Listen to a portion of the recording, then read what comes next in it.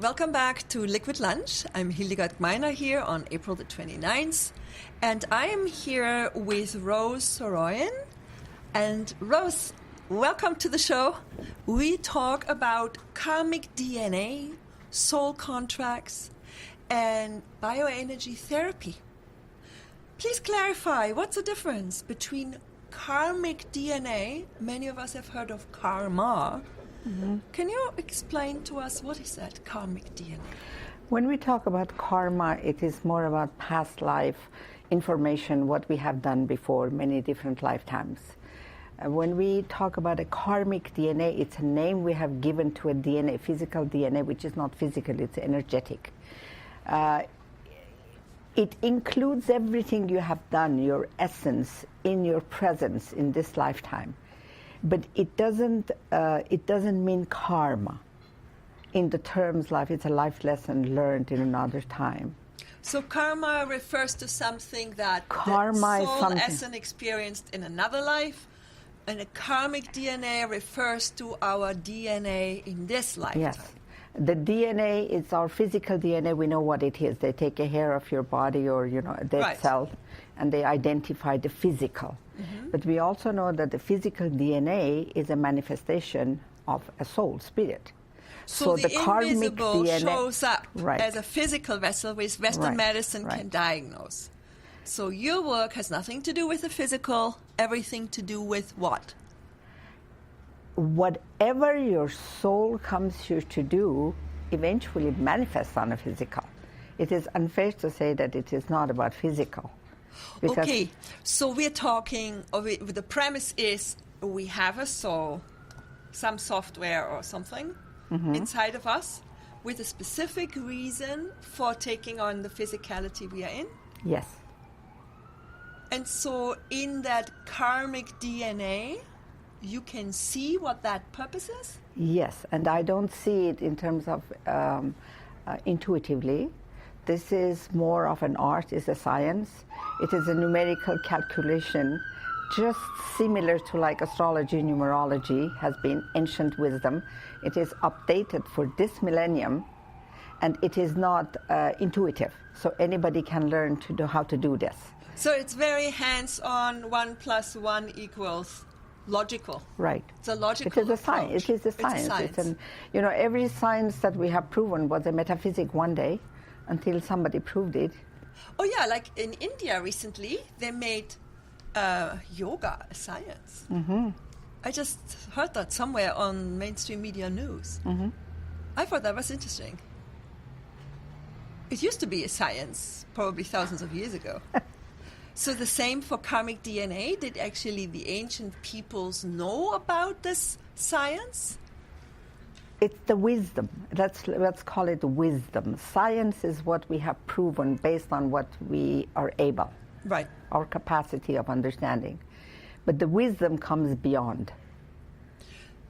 Imagine like all the philosophers when they were just saying, doing things that they did, and we still remember them at this day and age. They didn't go to university. They didn't read books. How did they do it? It was a wisdom that comes through you. It is energetic wisdom. It is that power, that energy, that wisdom that runs the physical life in this lifetime. And everybody can listen and get information from it? Or is there a special training, let's say, the ancients had by their elders and forefathers who trained them? We are bringing it a mainstream. It is something that, yes, everybody can listen to it. We have been programmed not to. So we are expanding our horizons in a way that's like who we are, what we can do, what we cannot do. In so many years, humanity has been they have cut our wings. We have to be in a certain way, in a box. We don't know our powers. We don't even know who we are, what we can do or not. And once you really cut those belief systems, cut through those belief systems, and you start paying attention to, it is not what I like to do. It is within yourself. I've been doing this work over 12 years now. And when we talk about people, who they are, who they come here to be, or what is their mission, they resonate with it. It's not an idea outside themselves. And it is not just like what I like to do. Sometimes we like a lot of things to do, but doesn't mean that I came here to do that. And there are this is a topic, a hot topic. Everybody wants to know what their soul purpose is. I don't know how they do it, but I know how we do it. So let's talk a little bit about that. And you said it's a mathematical approach to know what is in your karmic DNA. How do you go about finding that out? Well, the numerical calculation is how we do it. Now there is a program that the computer calculates it, but originally Richard and I are the two people that do this work, and we can calculate by hand, just in your head, to come up with what you come up with. We did your karmic DNA so recently. You discover what the person came to do. Yes, it is all in the energetics. So now if somebody is doing something totally opposing for what they came here to do, how will they know that they're going the wrong direction? Their body will talk. They will have imbalance in their health, in their life. Success is not very possible. Obstacles are more often. No fulfillment, no abundance. And it's like we may think that some of us are born like lucky and some of us are not, which is not true. Yeah, you must have read my mind. I was going to ask that question because I heard it, oh, you're so lucky. Right. You know, many people who have severe health challenges, and I've been through that as well, people say, oh, you were just lucky. Maybe you weren't sick in the first place. It's a big philosophy, you know. The philosophy is that nobody is on this planet by force or because I was given a job to do. Every single one of us, I resonate completely with the thought that we are here on our own accord. We volunteer to be here. We decide what we're going to do, who our parents are going to be, what country I'm going to be born. So imagine those children that are choosing to be born in Hungary, Africa. Yeah. Why would they do that for? There's a reason and purpose for everything. And before we are here, we know exactly what we're going to do, or we know the difficulties or the reasons and, obstacles. But once you're born, you forget all of that. And then you are in a mumbo-jumbo system. It's like in difficulties. But if you really think that we do have a free will, that is for sure. I am sure. And originally it started, well, it is my will or God's will. That's the big question, right? I came to really understand that my will is never different from the God's will. So, but instead of one obeying the other, it is the same source. And yet are we getting there are outside those people who say it's God's will to do away with people who don't believe what I believe, and humanity has been slaughtering each other on that topic for so long. Well, right. So how do you know which is the right God's will? And how many gods do we have? Who is right or who is wrong? These are the dogmas that have separated us. And this is the time, the third millennium, that we really are coming to our wisdom. We have the capacity to have a higher awareness. We couldn't do this like 50, 60 years ago. But we are at a time that we have the capacity to comprehend more complex issues. And we don't have to wait for somebody to tell us. The scientists, the government, they have proven, now making some mistakes there too, but now the humanity at large is capable of really accessing information, processing, seeing what needs to be done. If we know that the planet Earth is not in a good place and we have to fix it, and there's a shift and then change coming, who is going to do that?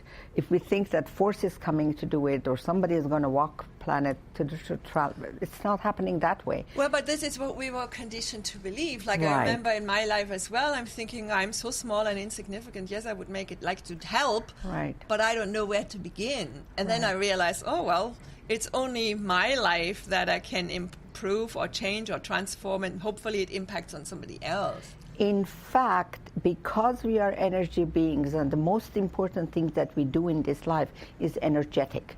Our thoughts, our emotions, our desires, our fears, they are energetic. They are not here in my physical body. They're everywhere. Every human being, 7.5 billion population on the planet, every single one, whatever they think, whatever they feel, they contribute to the whole energetic of the planet. So it's pretty powerful then. It's very powerful. And so this is an era that we come back to our own essence, like every single one of us, who we are, and what is our capacity. We can really, it's not a being optimistic or not, the possibility to really fix this world in a short period of time is there. But it's not going to happen by a government. It's not going to happen by a person. It is like collective. So each and every one of us has to kind of step up to the plate and discover who we are, what makes us tick, and get on with our real purpose? Even if we don't decide to discover, we have issues in our own lives that we have to sort it. And if we really sort it, we're helping to the discovery of the big picture. So it's actually a neat construct. It's kind of like a game set up that you can say that. We come in blind, don't really know, toddle along until we hit a wall. Oh, that's not the right way. We go and make some different move, brings us somewhere else. Right. And in this process, then, our understanding grows? Is that what you're saying? In the past, this is how it has been going, hit and miss, hit and miss. Hit and miss, yeah. And now, knowing what we know, like when we process our birthdays and names and surnames, and we have our karmic DNA codes, we call the energies codes. The codes are the human energies. Basically, when we talk about human physical body, we know what we're talking about. It's the skeleton, it's the nervous system, it's the streams and veins and everything else, the organs. Mm-hmm. But in the recent years, when we have come to understand that we humans are energy beings, we don't have a concept of it. What does that mean? What is my energy? Now we do. I know exactly what my energies are here to do. And yes, my life had to happen so many experiences, up and down and hit and here. Mm-hmm. And until now, I know what it is. But it is not the way I help others. It's not how I did it. Because I am unique. You are unique. Just like your DNA, just like your fingerprint.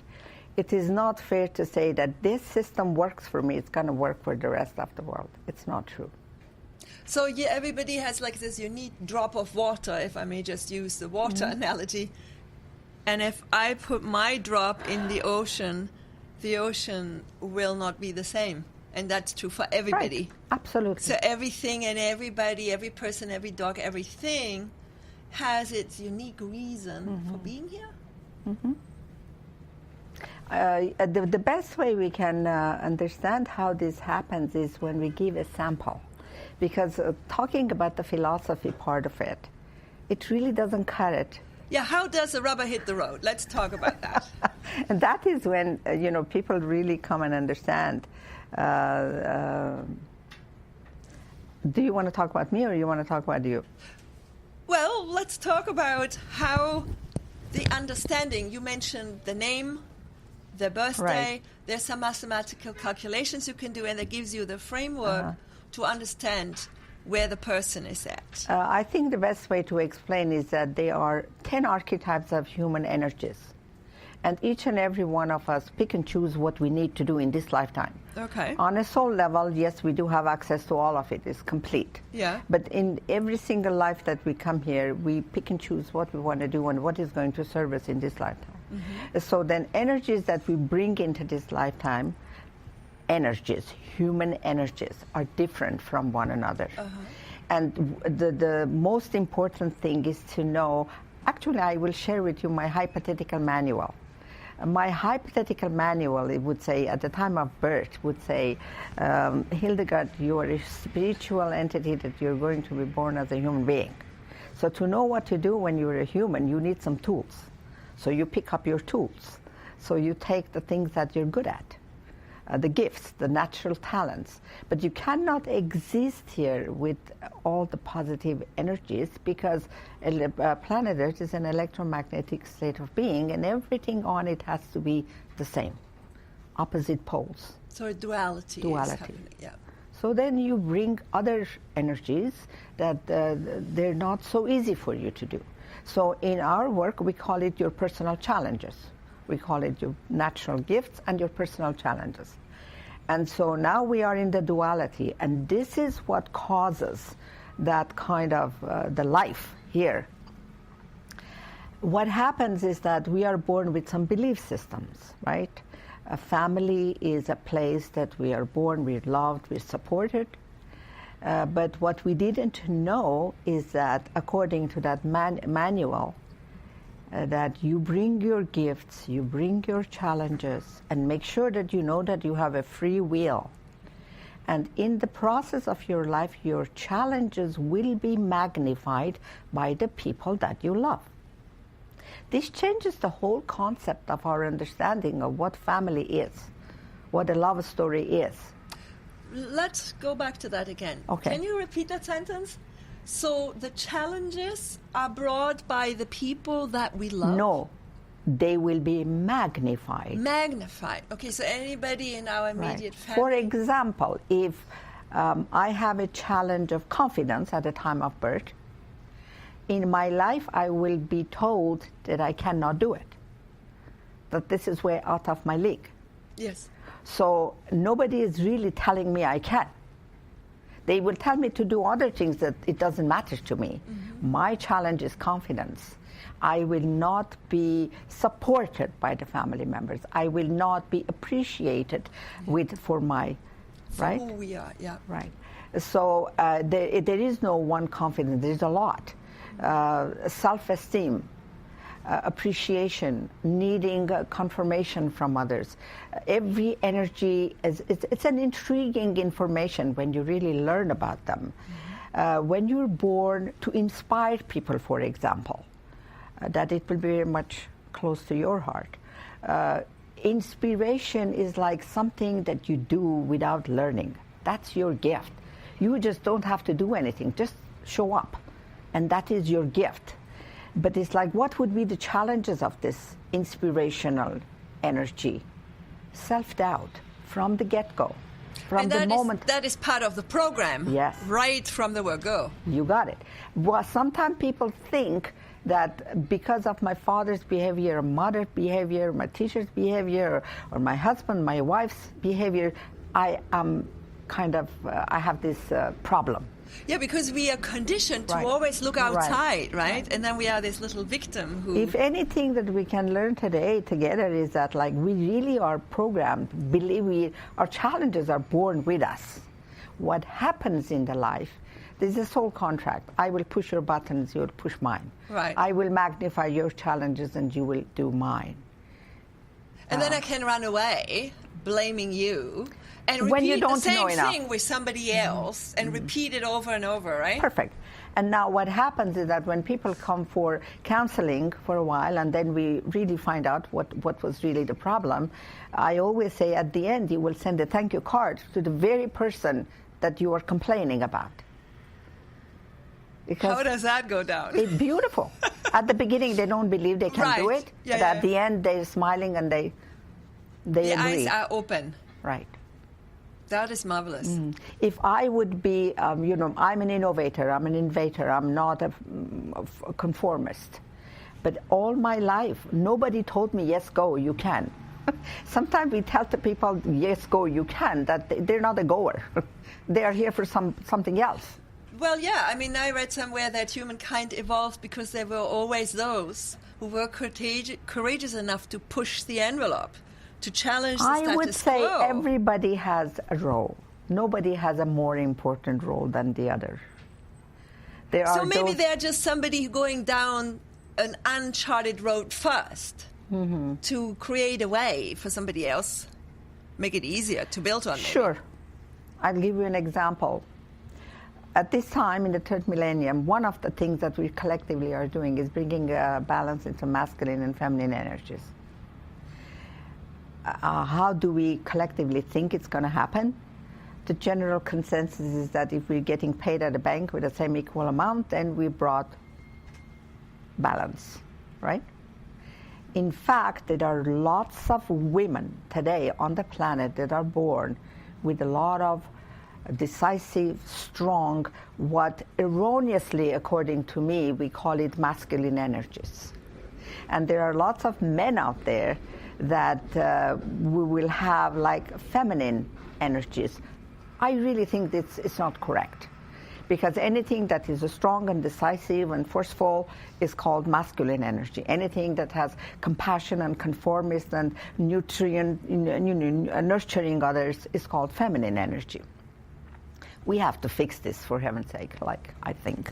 Oh, I agree. Right. Because it's, Right. you just said, I'm just following your line of Right. thought here, there is duality, Right. neither one nor the other. It has to come into balance in both, right? So the way we are going to do it, it's like a lot of women that they have the strong energies inside them, masculine energies, they're not happy, they're not healthy, they have issues. And a lot of men who have a lot of feminine energies, they don't think they're strong enough, or they're man enough, or they have authority enough. So they're not happy.